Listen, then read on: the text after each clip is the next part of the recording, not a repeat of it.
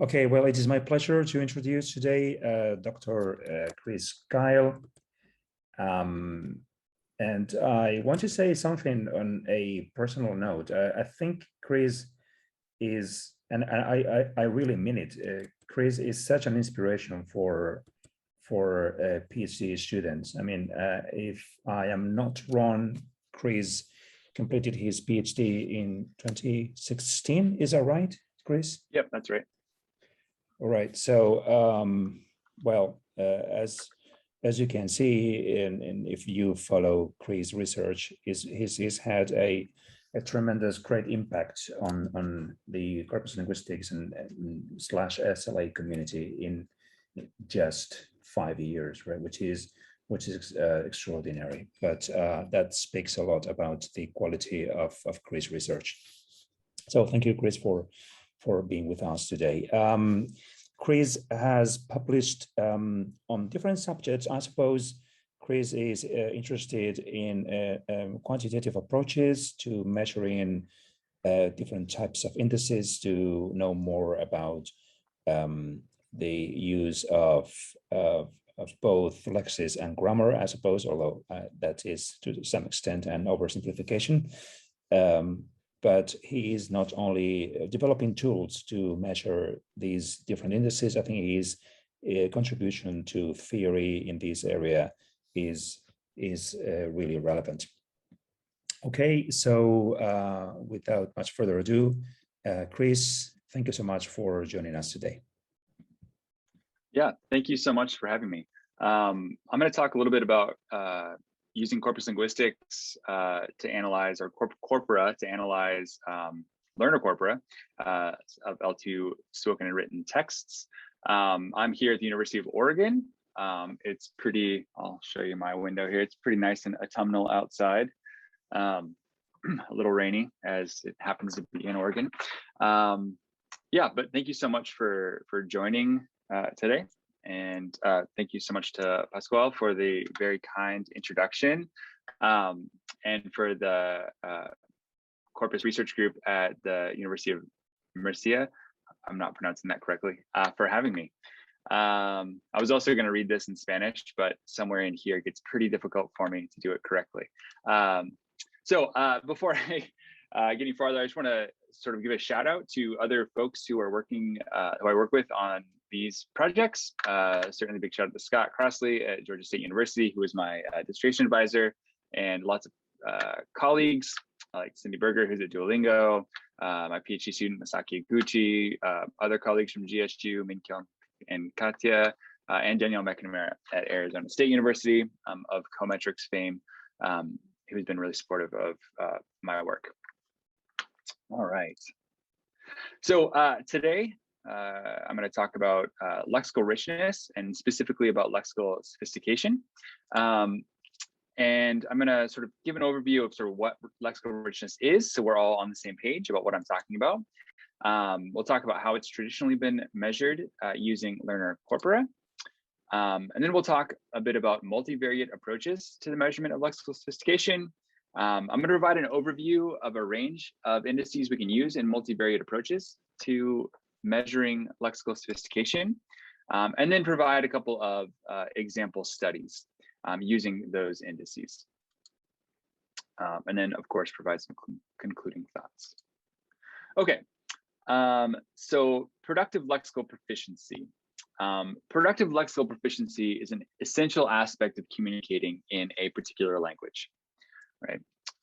Scholars have tended to refer to productive lexical proficiency using this umbrella term, either lexical complexity or lexical richness.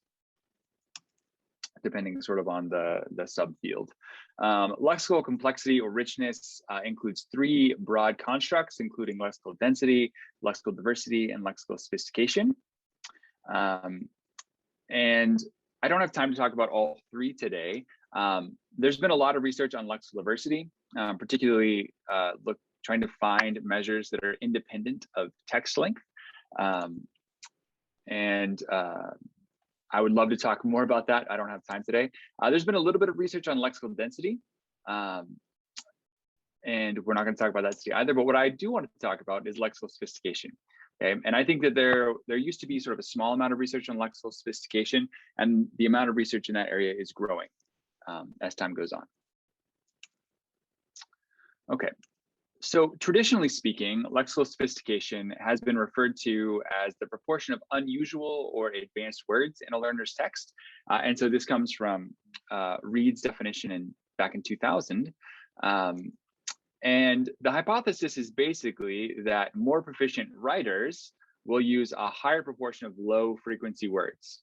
Okay, so we're going to expect lower proficiency users to on average use less frequent words, okay, like people in a year and go and big and often. Of course, high proficiency users are going to use those words too, but high proficiency users are also going to use the less frequent words, okay? And some examples are here: absurd, notions, downstream, forthcoming, ambitions, etc.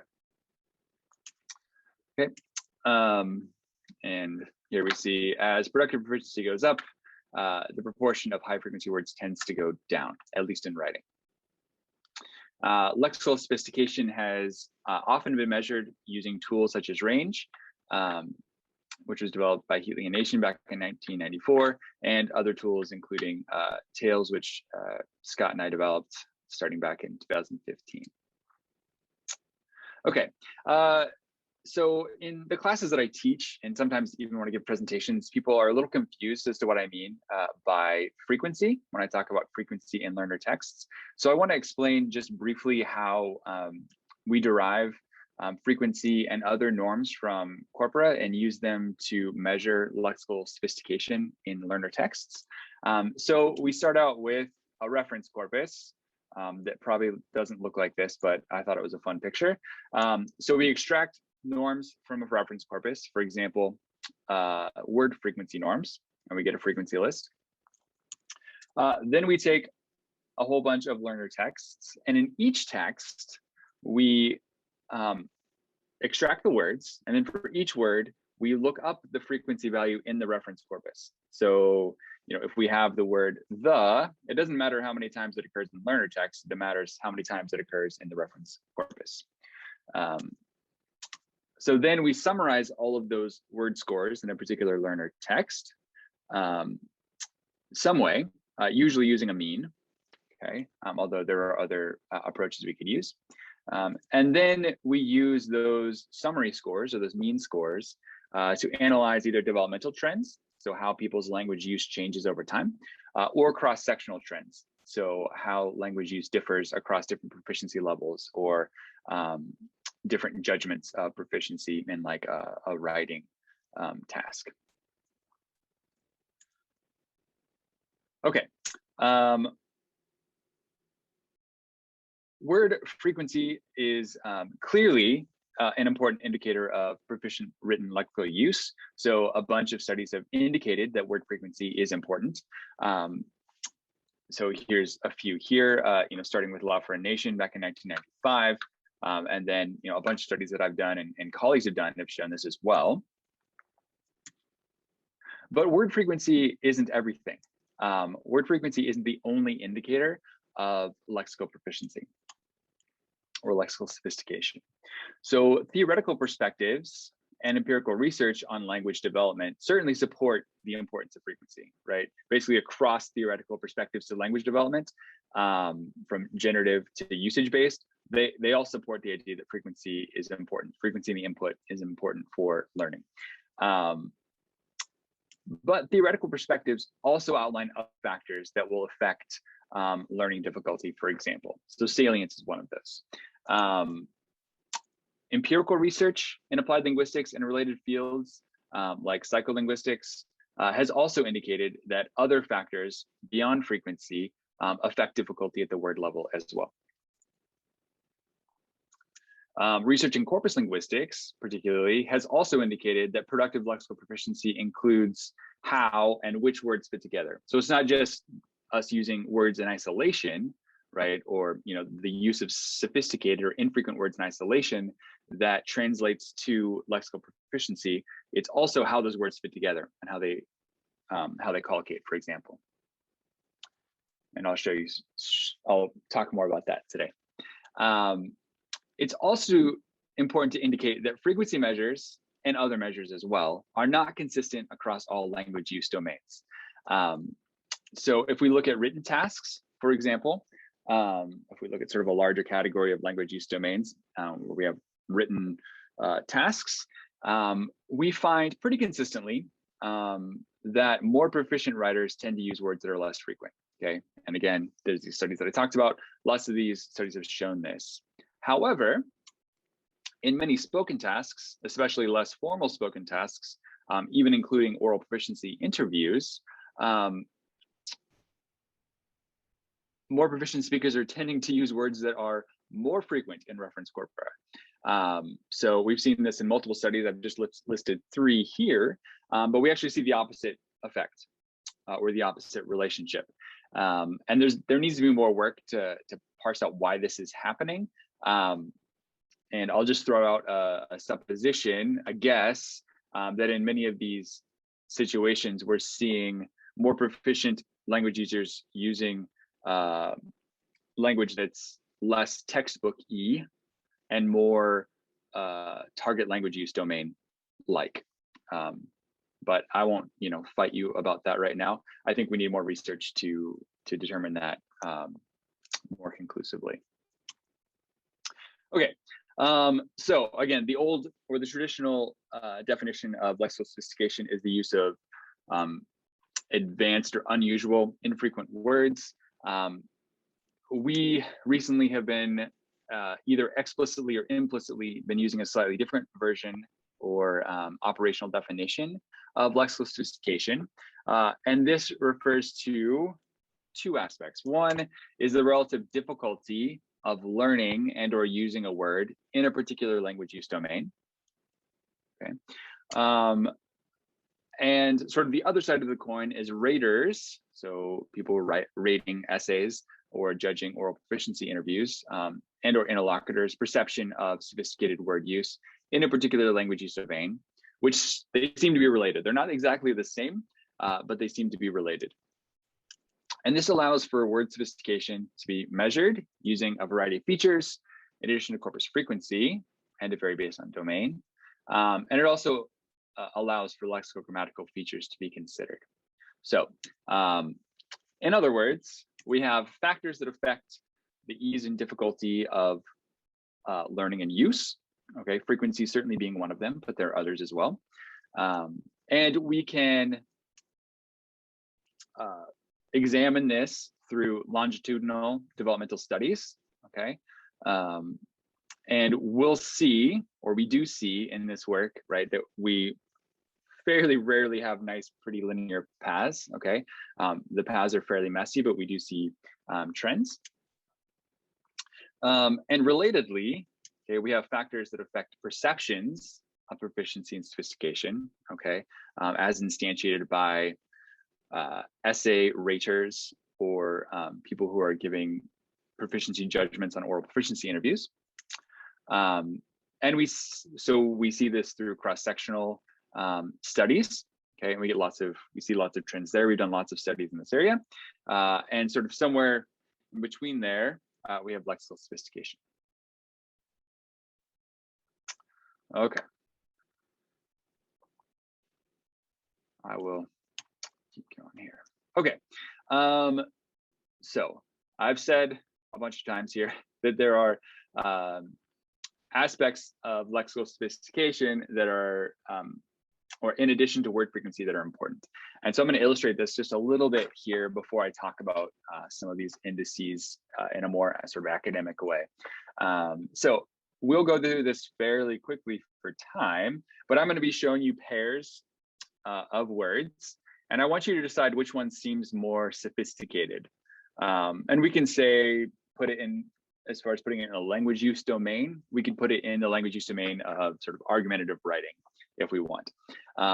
Feel free to throw your ideas in the chat if to sort of help with this participation thing on these fun online settings that we're now pretty used to, I would guess. But feel free to throw your vote in the chat. So we'll do 3 sets here. The first one, we have 2 words, unemployment and intonation.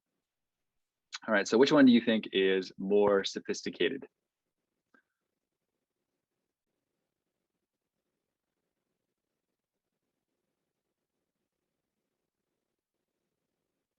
All right, we got lots of votes for intonation that came in, a few for unemployment. Okay, so with regard to frequency, yeah, good question. I see which domain. So written domains. With regard to frequency, if we look at the COCA, Corpus of Contemporary American English, and we look at the newspaper section, now of course that reference corpus is going to be important. But if we look at the newspaper section of COCA, we see that intonation is much less frequent than unemployment. Okay, again, in this particular case, language use domain of the reference corpus is particularly important because I think there's rarely news about intonation and much more news about unemployment and employment rates. Okay, what about these 2? Million and home.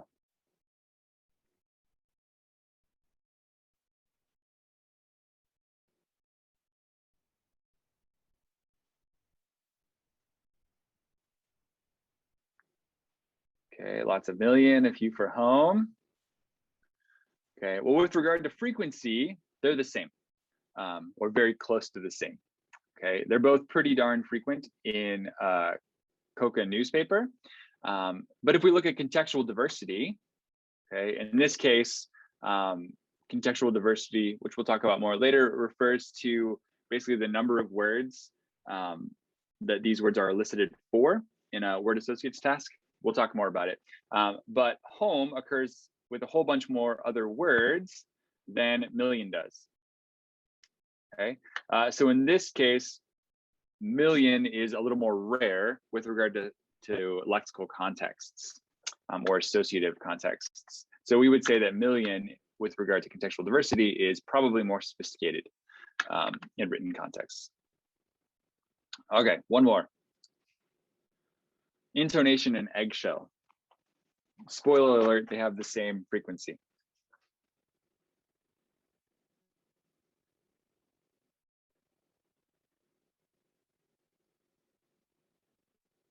Lots of eggshells, some intonations.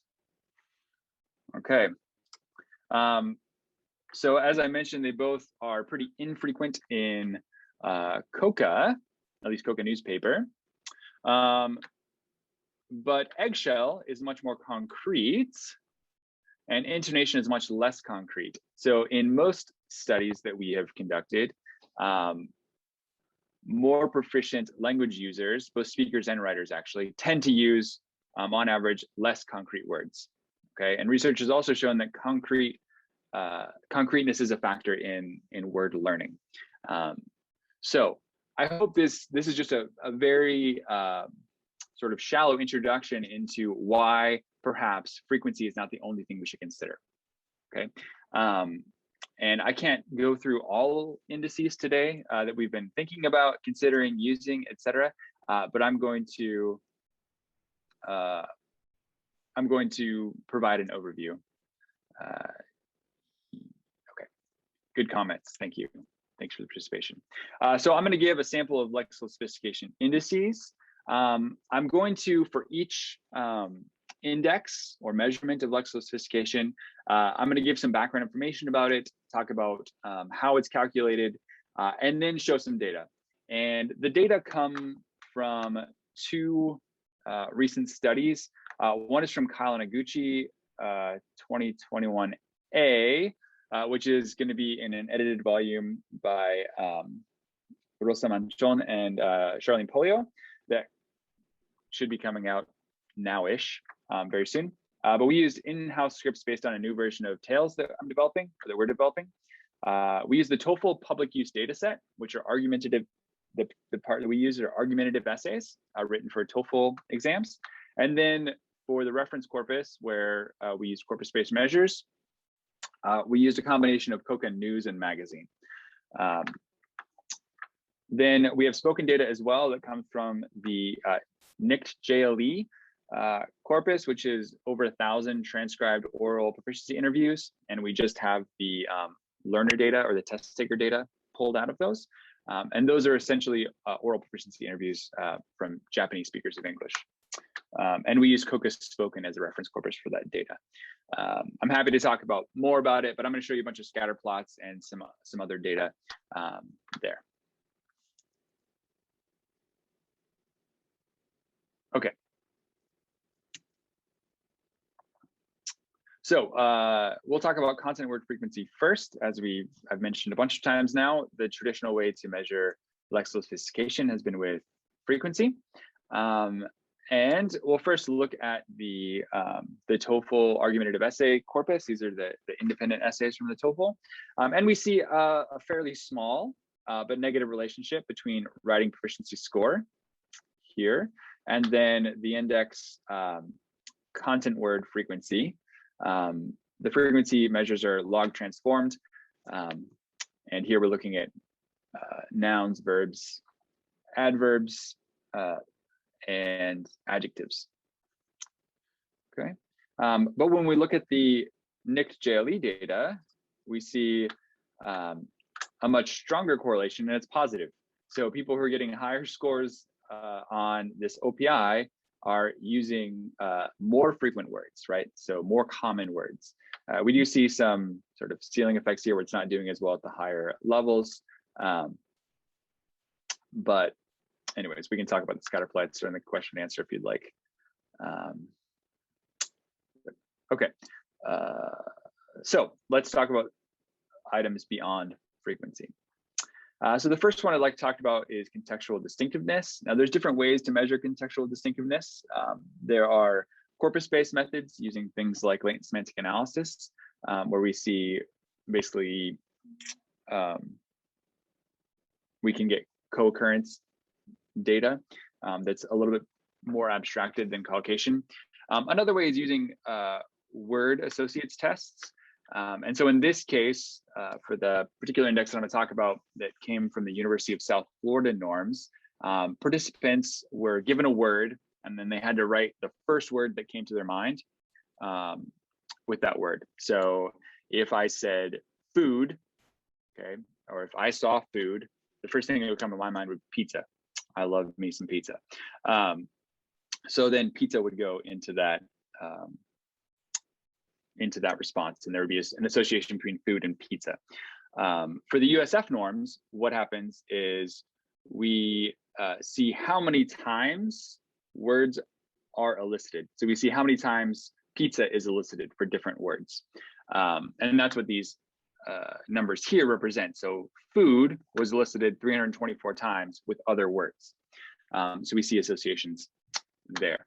The research has shown that more proficient writers and speakers tend to use words with more constrained lexical contexts, right? So one way to think about it is they're more lexically specific.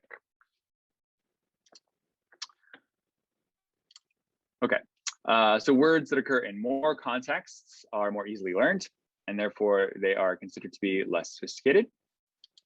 Okay, and when we apply this to the TOEFL writing data, we see a negative relationship here, a moderate correlation between writing proficiency score and the USF contextual diversity indices. And we see a slightly smaller but still negative relationship with spoken data as well. Okay.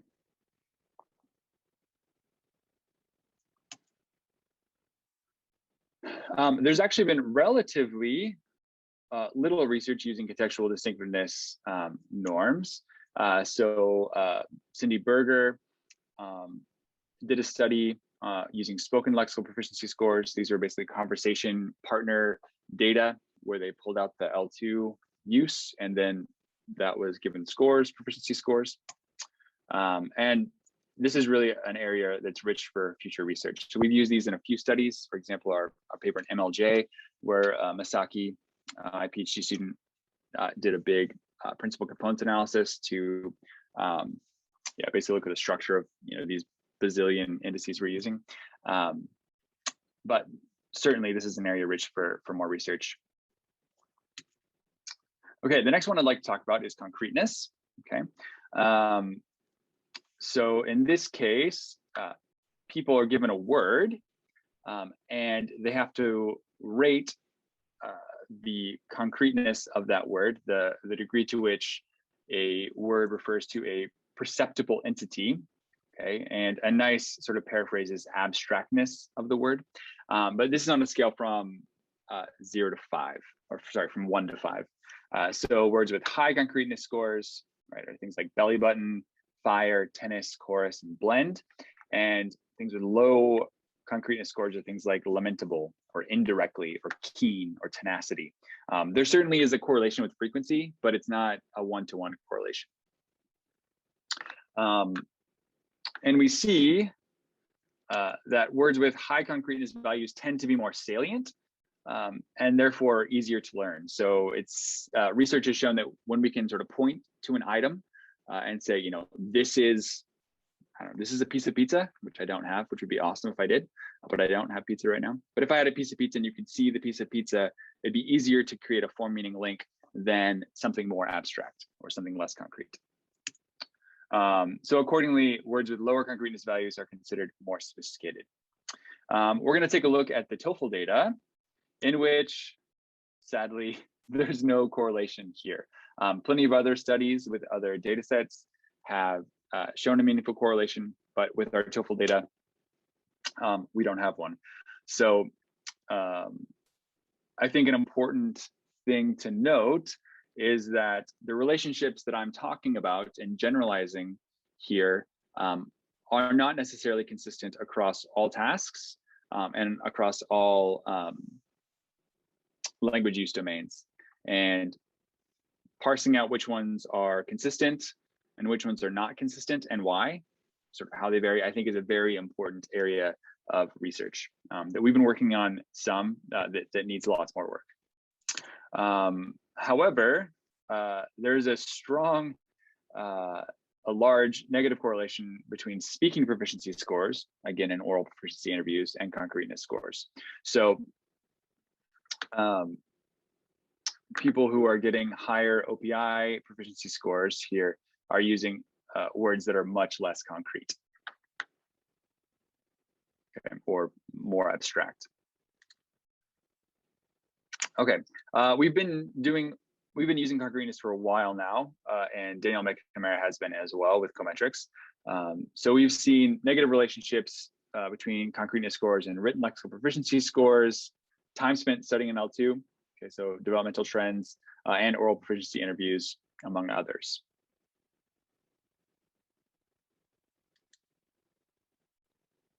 Okay, there's a lot more single word indices we can talk about, and for the sake of time and clarity, I have not talked about those. I would certainly love to talk more about them with you. You could also check out the Kyle Crossley and Berger 2018, which is in Modern Language Journal. It gives a summary of many of the indices we've been looking at, the single word indices.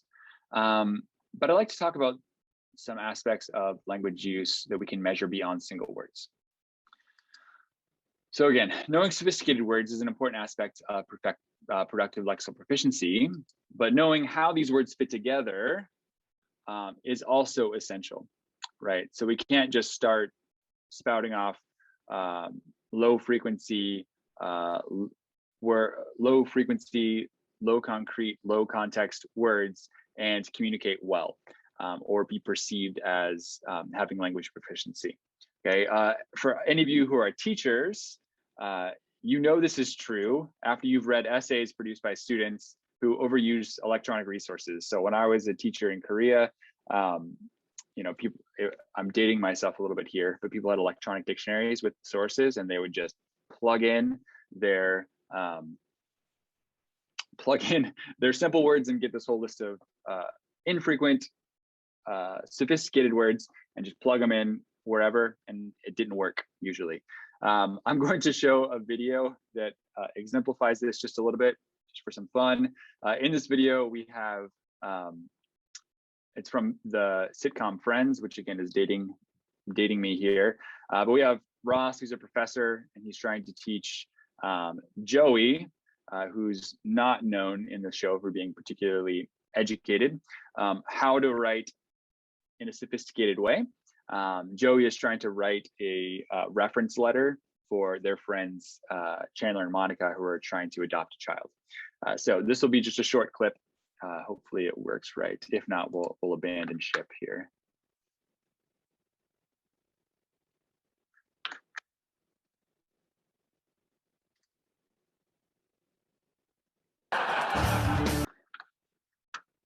Okay, so as we can see, of course, you're all corpus linguists, so you know this already, but as we can see, the adoption agency needs, just using sophisticated words without knowing how to put them together does not equal lexical proficiency, right? So researchers have used a variety of ways to measure the degree to which sort of words are associated and how they fit together. One way that people have used is Engrams, and looking at basically how contiguous words that are next to each other, are collocated. People have also used sort of span collocations. Those have some methodological challenges when we try to apply them to learner corpora. So I'm not going to talk about those right now, although I'm happy to chat in the question and answer section. But I'm going to talk about a couple of ways that we can do this here. So the first is Engrams. And again, these are contiguous sequences. And what research has found is that more lexically proficient users tend to use more strongly associated Engrams, right? So people are using more sophisticated words, right? So we'll just say less frequent words, but they're using more strongly associated word combinations. Here's some examples of some strongly associated and less strongly associated Engrams. Now, of course, these all occur in COCA here. So, they all exist in language data, and they occur at least 5 times. That was the cutoff that I used. So, hazard B certainly is used, okay? But it's much less strongly associated than things like vouch for and tend to and reliance on. As a side note, there are a number of ways or number of methods, statistical methods we can use to measure association. The most common one is mutual information, or MI. In this case, I'm using something called delta P. And delta P is the probability of getting an outcome given a cue minus the probability of getting that same outcome without the cue. So in this case, we're looking at the probability of getting 4 given vouch, okay, minus the probability of getting 4 without vouch. Okay, and we see a positive relationship between writing proficiency score and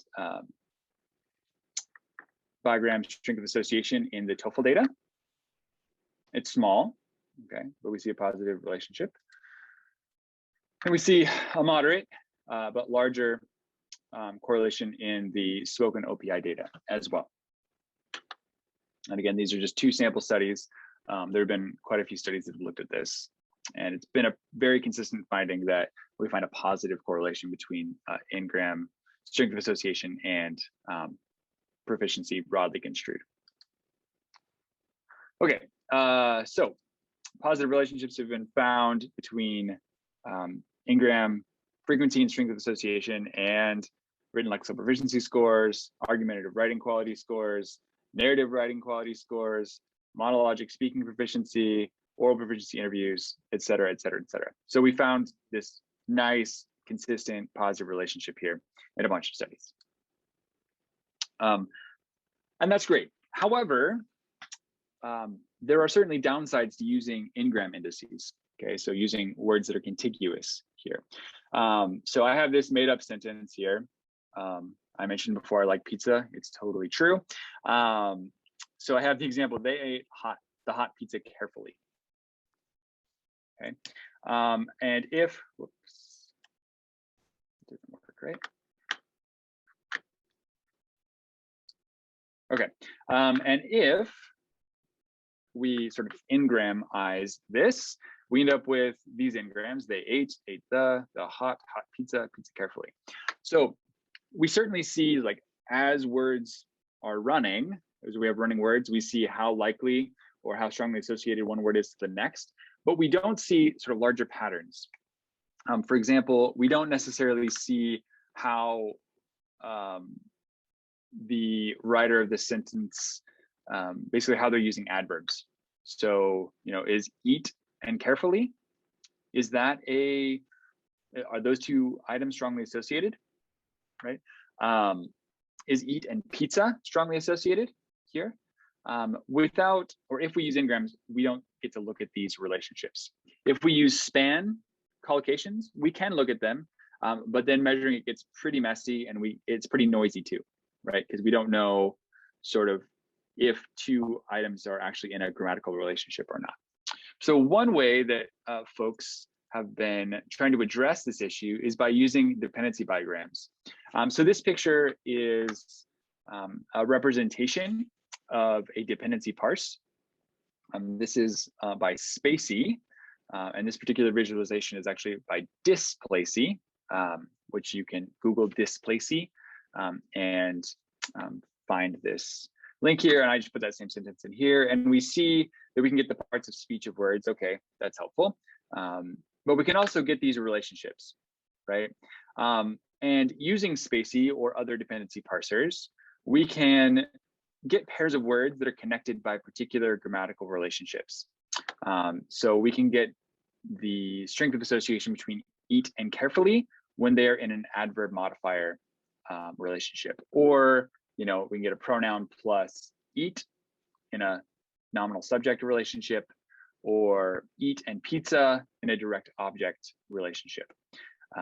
So this is really cool, I think. I used a similar representation to look at verb argument constructions in my dissertation. That stuff is available in Task as well.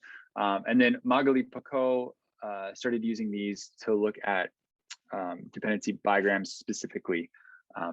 And Misaki and I have been using these as well. I think that Engrams are great and helpful, but they also miss a lot of information. Work by Charlene Polio has started to suggest that even Engrams measure two things, and one is accuracy and the other is collocation. And it's hard to parse out which one of those is happening. Here's some discussion of dependency relations. So these examples are adverb, modifier, and verb. The ones up here are strongly associated. These ones are less so, although again, these occur in the corpus, so they're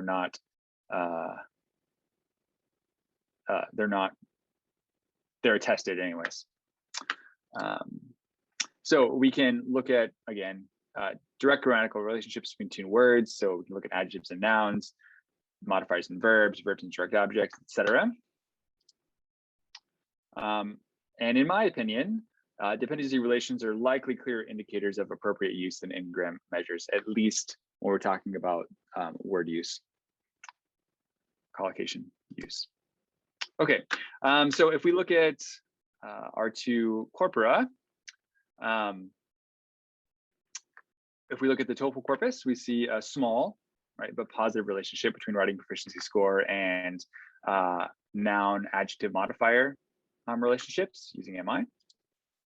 And we also see a small but positive relationship between noun and adjective modifier words in those relationships using delta P in the spoken corpus. Now, I've tried with all these graphs. I haven't sort of chosen the best relationships I could possibly find. I tried to keep them even as much as possible across the different indices and across the two corpora. So this is very much not pruned data to look the best that it could look. It's just examples that I try to keep consistent. So with a little tuning, we can certainly find ones that are stronger.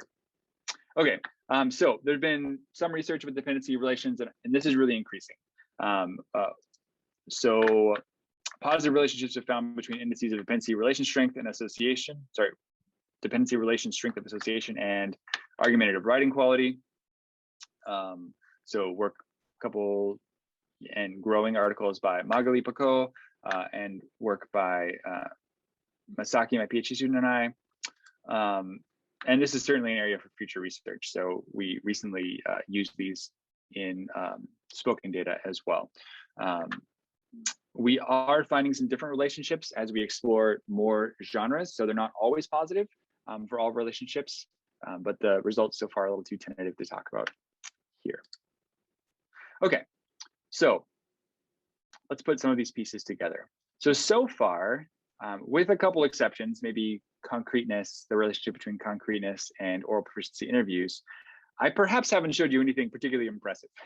I've been showing you primarily small to moderate correlations between various indices of lexical sophistication and spoken and written productive lexical proficiency. However, when we put these together, when we look at different aspects of what makes a word or collection of words sophisticated, we can build powerful multivariate predictor models using the indices that I've talked about today and more. So this is just a quick summary of a few studies we've done. So 41% of the variance explained in spoken lexical proficiency scores, 58% of the variance in OPI speaking scores, 51% of the variance in TOEFL monologic speaking scores, 58% of the variance in written lexical proficiency scores. If we'd only used frequency, we would only have sort of understood just a small bit of what was going on in those different contexts. Certainly more studies are warranted.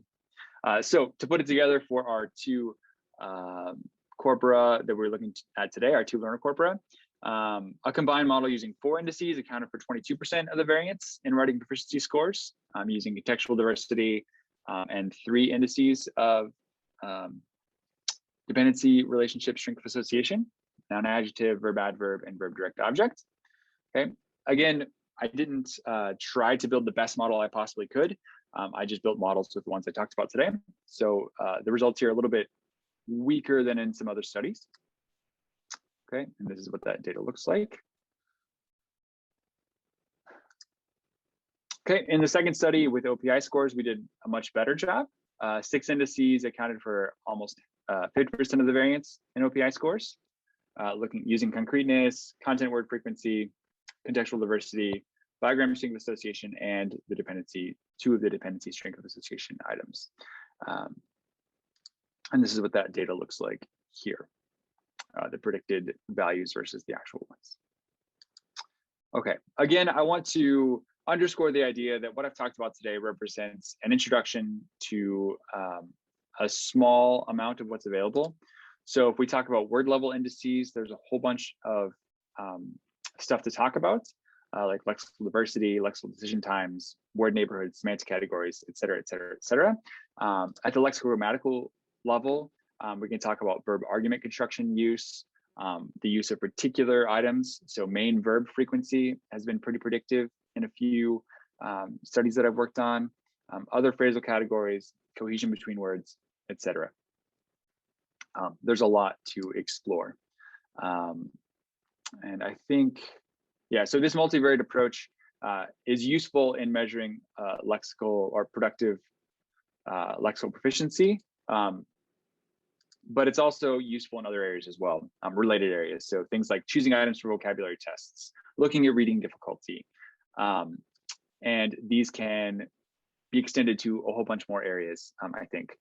So, looking at curriculum development, not just looking at frequency when we create our list of what should be learned, but looking at a multiple indices, multiple perspectives, etc. Okay, so I think I hit it maybe right on the 50-minute mark, or maybe I was just shy. But I want to thank you all for your attention. Thanks for the active chat. Check out our tools at linguisticanalysistools.org. On my end, my PhD students and I are working on improving these tools, getting some web applications up, making them a little easier to access, and also to use and interpret the results from. So without further ado, I'm happy to open it up to questions.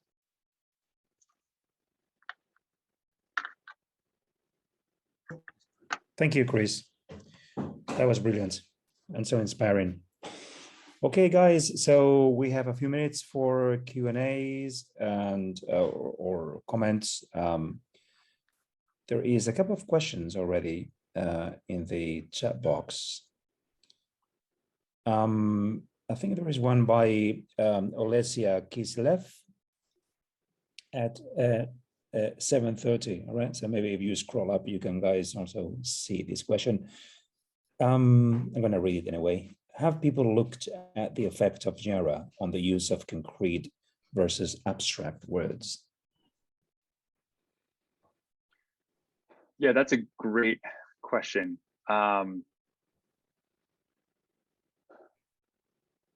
So I guess my follow-up question, or I want to make sure that I understand what the question is. So it's, if I understand correctly, you're not asking whether genre affects sort of the relationship between the concreteness scores we've already collected and proficiency, but if we're actually talking about the construct of concreteness, does genre affect it? Is that what you meant? Maybe I'm sure that let me get back to the question. I'm sure probably Olesia, maybe you can want to say something about that. Maybe you can further rephrase your question. I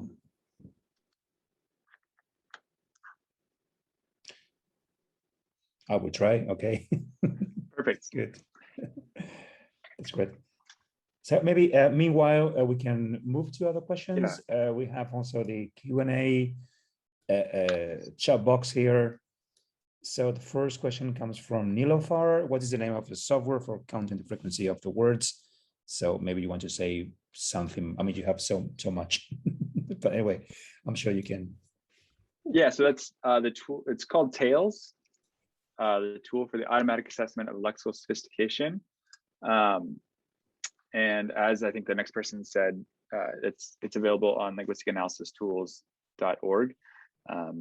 So that's the main one that's used for calculating lexical frequency, and many of these other indices as well. Okay.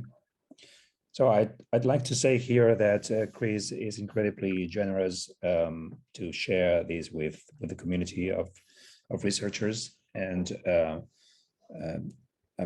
I just have to say that I have a couple of issues with my computer, pretty much, and Kris helped me with that. I think it was Java, one of the Java distribution things, and my Mac OS at the time. So yeah, thank you for that. Yeah, I think we have this rephrase question.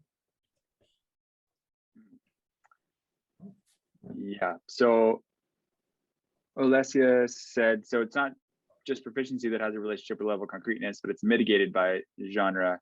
So I can be super proficient, but if I'm telling a story, I should be using more concrete words.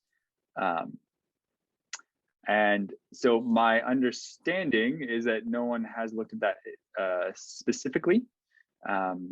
we've used concreteness over, in different language use domains with different learner corpora, and we found the same, generally speaking, the same results.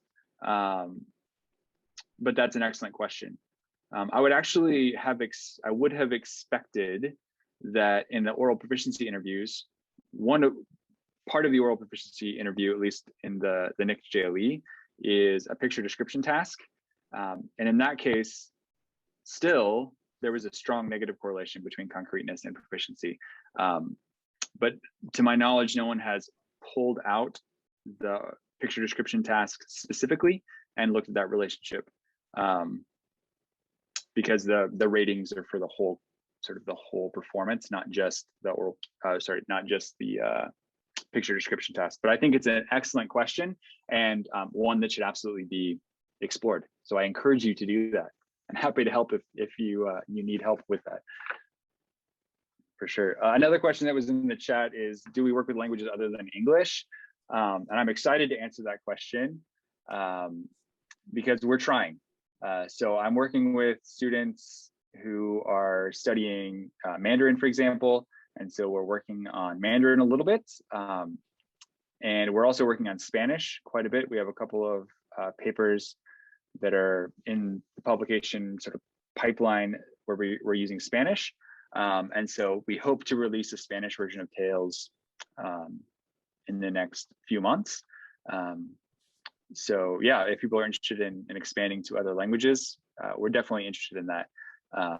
There's lots of questions that have to be asked and lots of decisions that have to be made that I can make in English and I can sort of be informed about in Spanish, but in other languages, I can't make those decisions. So yeah, if people are interested in expanding to other languages, I'd love to collaborate with you or just give you pointers if you need them. Great question. Brilliant. Shall we move to the Q&A box? Yes. So we have Sabria Jahar. Will the use of academic chunks, such as those offered by the Bank of Phrases, impact the extent of sophistication in L2 writing? So that's a great question. So we've used a variety of those lists before, and I think in Tales, the academic formulas list is available. In the genres that I've been looking at, which are usually shorter, sort of shorter timed academic writing, they are not frequent. So even in integrated writing tasks, like TOEFL integrated writing tasks, where you are having to pull in information from a reading passage and a lecture, they're just not frequent. So could they be indicative of writing quality in longer academic tasks? Maybe. We don't have that data. But yeah, so far, basically, they're just not frequent enough to show up.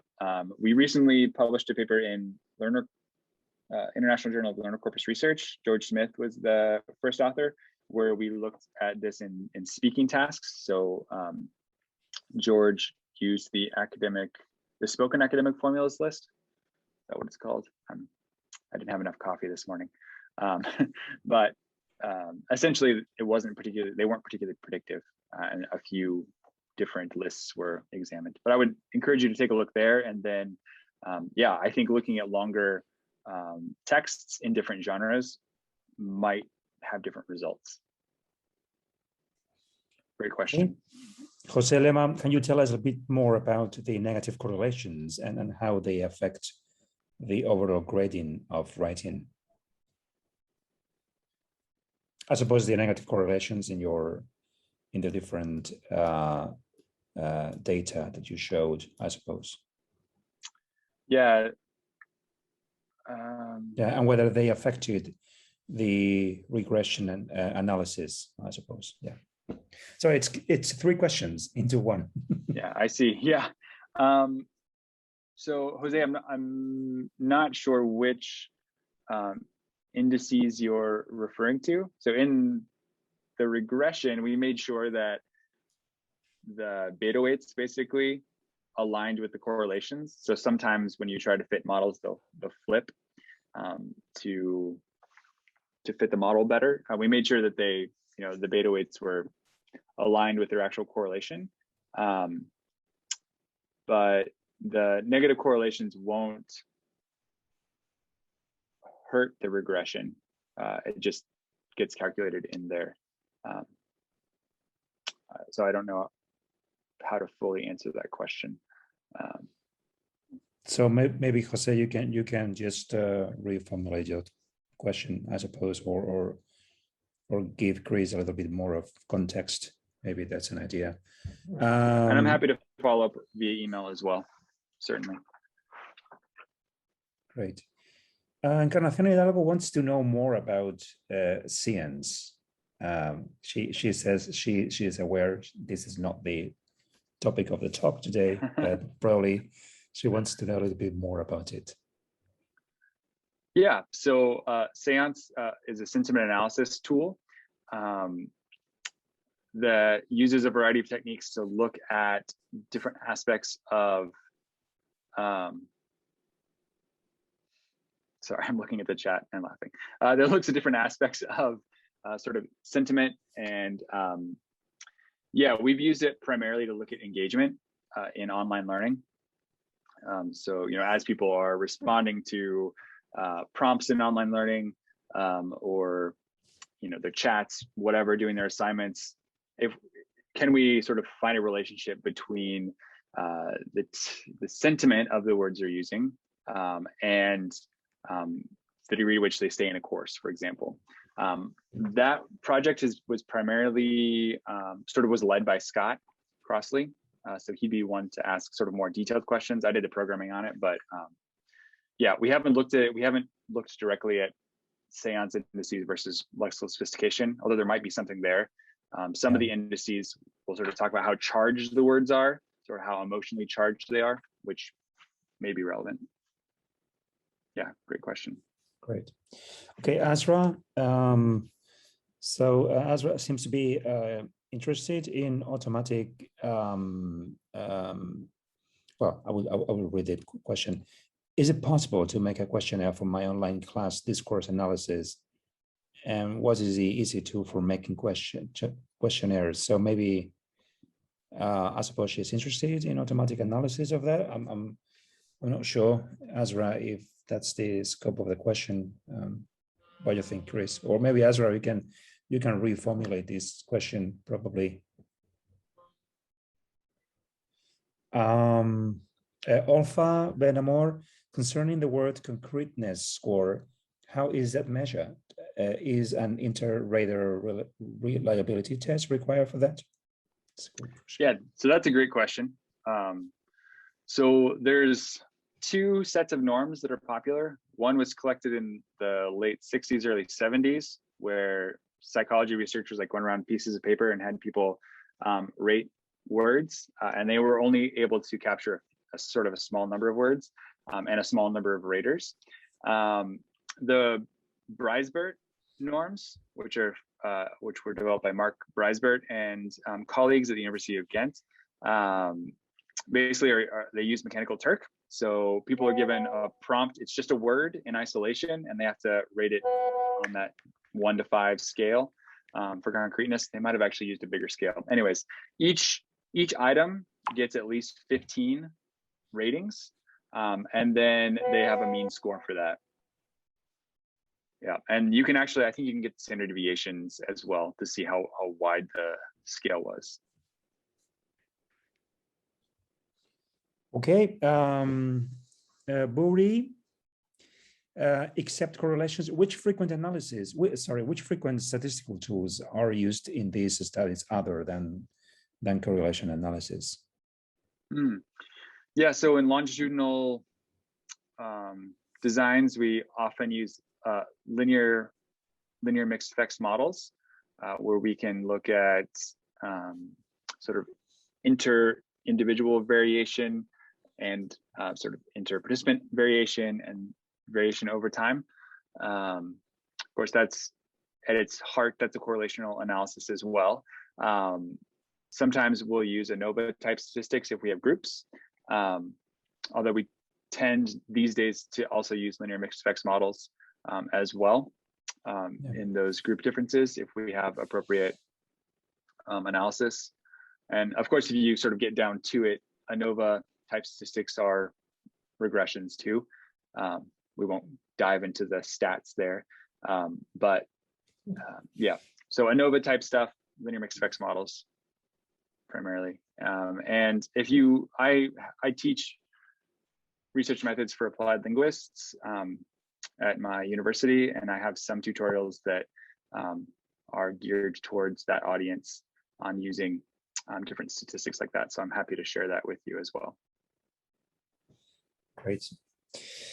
Sophia Neri has another question here. Would dependency diagrams be revealing with respect to the mastery-specific grammatical categories such as clitics in L2 Romance languages?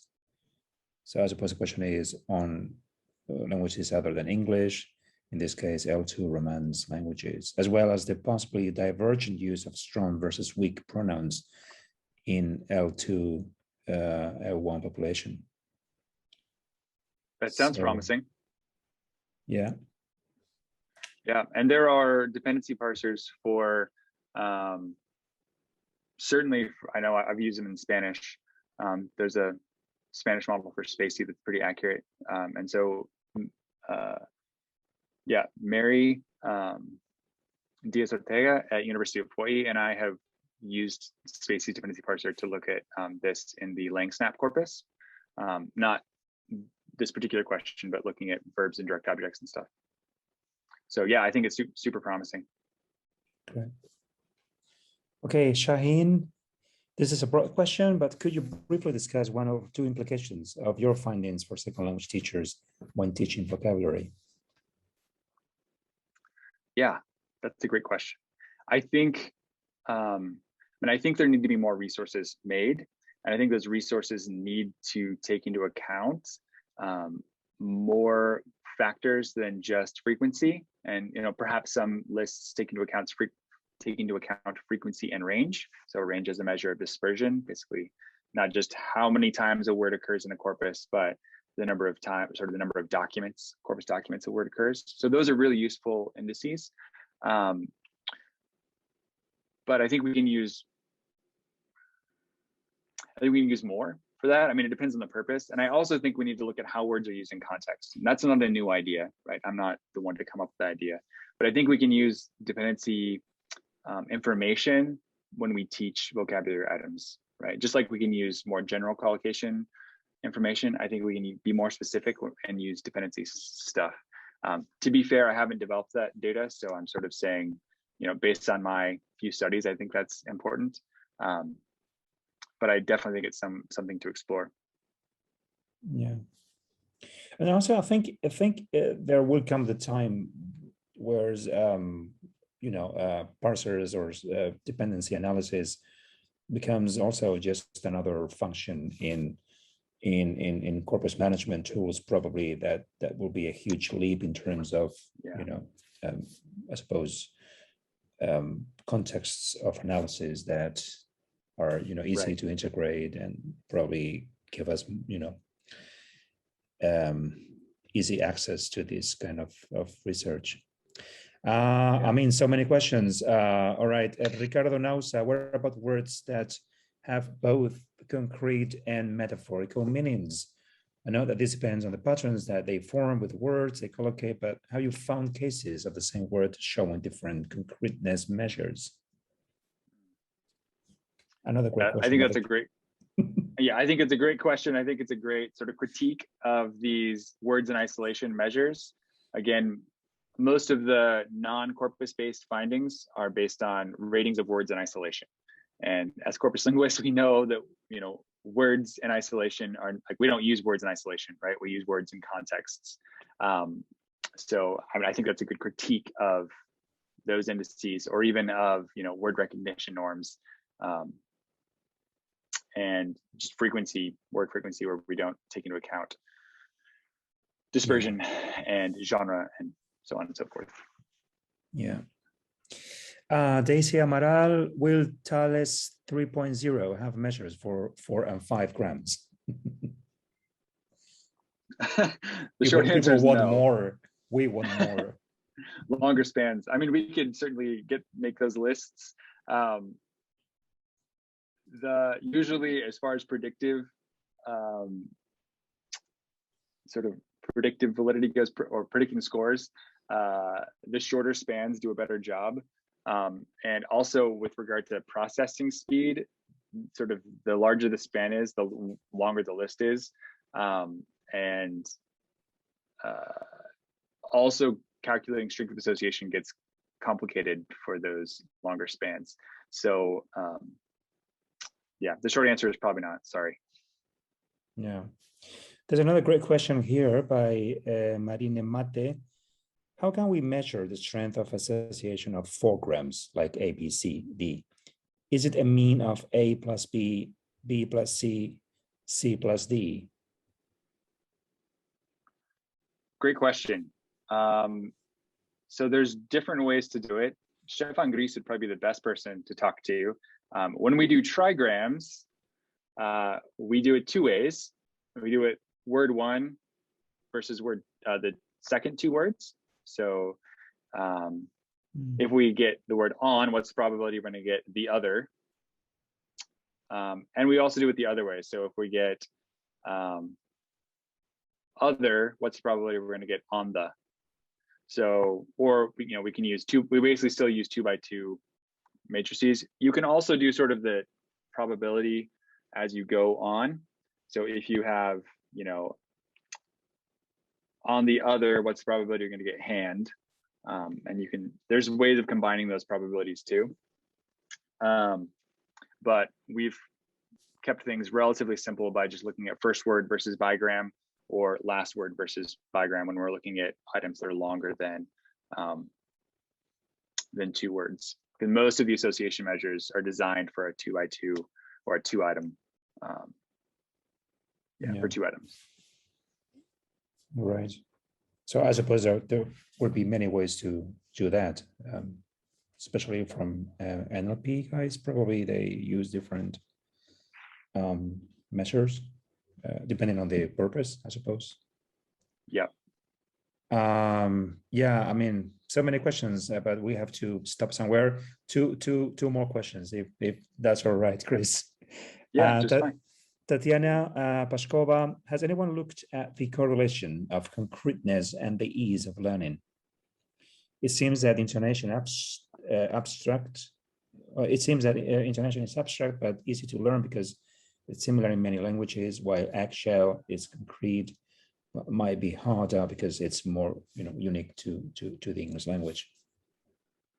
That's interesting. Yeah, I don't know if anyone's looked at the relationship between concreteness and basically cognates. I know that some people have tried to extrapolate concreteness scores to other languages, but to my knowledge, they didn't do it particularly well, so it was not particularly informative here. But I think it's a great question. I know that like Elke Peters has been controlling for cognates, for example, in her studies, potentially because of this issue and others. But it's a great question to which I don't have a clear answer, except that I would like to see that study, so you should do it. Yeah. Let's finish with I think this is another great question. I'm sorry if I didn't get to read all of the questions here. I'm sure that Kris will be happy to get back to you if you get in touch with him. So this is a question from Jennifer Carmen Frey.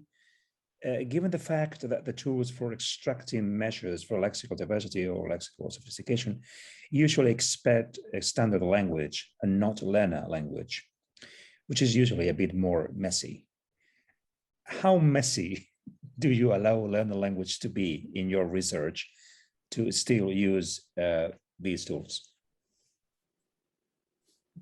That's a great question. And the answer is it depends. I primarily, in my research, have been concerned with intermediate to advanced learners. And in that realm, messiness hasn't been a huge problem. So I don't correct any of the data. I don't correct misspellings. Usually the samples are 200 to 300 words, if not longer. And so basically misspelled words are ignored, or sort of messy words are ignored. And using word measures and then also sort of lexical grammatical measures helps to take care of some of that messiness, or at least helps to even out some of the messiness. Right now, we're almost finished with a project that's looking at specifically at sort of NLP accuracy in learner texts across proficiencies. And the good news is that it's pretty good. Even when words are misspelled, we're actually getting parts of speech just fine, and then we're getting the dependency parse pretty good as well. But it's certainly an issue to consider. We're also working on sort of how big of a sample do we need to get a reliable sample as well with these tools. We've been using sort of a rule of thumb of 100 words, but that was based on fairly preliminary research. So we're working on that as well. So I think it's a good question. But I know at least for intermediate to advanced learners, it's not, the messiness hasn't been a problem. Yeah. Yeah. And you did some work on that with task, right? Yeah. I was gonna say maybe Joyce is here with one of my PhD students. We did a little bit of a pilot study, and as long as punctuation really is okay, it tends to be pretty good. So accuracy was around 97%, 97.5, if I remember well, which is extraordinary. I think it was intermediate learners. Hi, Joyce. So yeah, we did a little bit of a pilot with that, and yeah, with the spoken data, and if the spoken data is not punctuated, probably things will be messy, very messy. Olesia said here she's working with Russian learner data, including heritage learner data, and they found that without orthographic standardization, we cannot get accurate enough automatic analysis. Yeah. So interesting. So with in Russian as an L2. Yeah, absolutely. Okay, we have to stop here.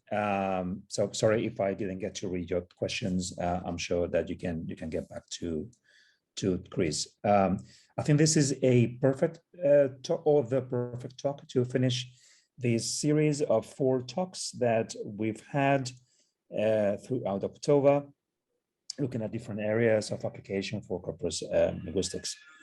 So I want to thank again Dr. Kris Kyle for his generosity to join us today and share his research with us, and of course his tools and his expertise in this area. And I want to thank you, everyone. Especially, I want to thank people that just stay up late or woke up like pretty early in the morning to be here today.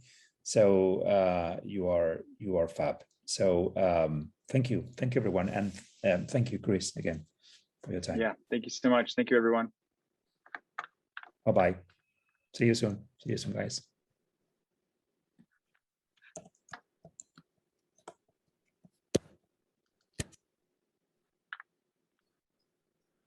Hey, Kris, see you soon. Take care. All right, you too. Thanks again.